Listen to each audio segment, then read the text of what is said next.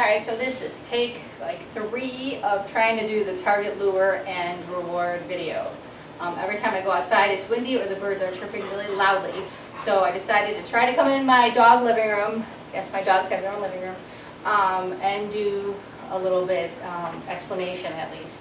So if you put something out for your dog to go to, it could be a toy, it could be a target plate, it could be a mark bucket, whatever. If you are sending your dog to something that's stationary and on the ground, that is a target, okay? When you target train, make sure when you are target training, that you continually draw your path to the target, look at the target. I don't want you to go, or just stand here and say go. You need to draw your path, look at the target. This is where I want my dogs to go to. So I release and then I look at the target.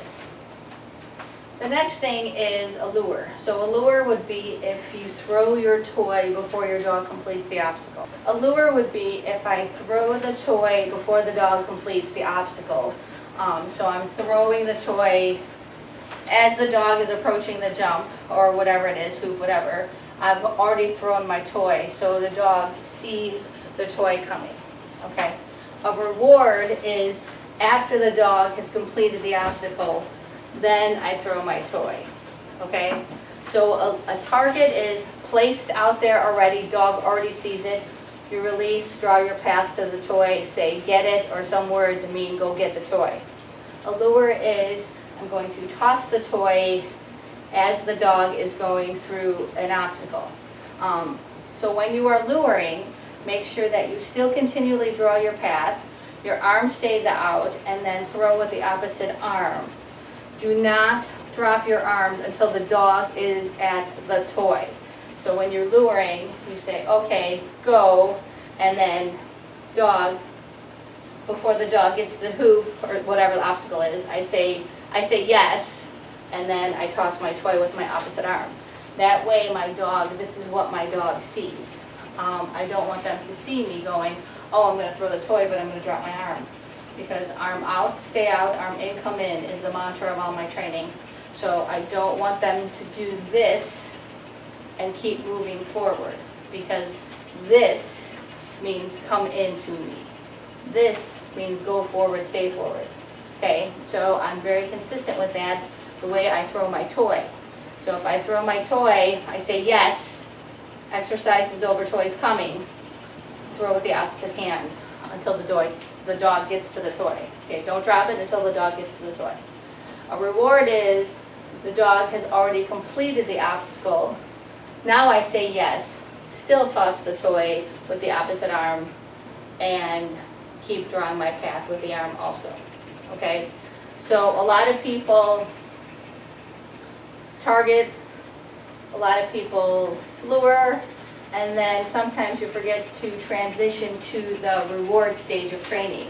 I do a lot of luring when I first start training.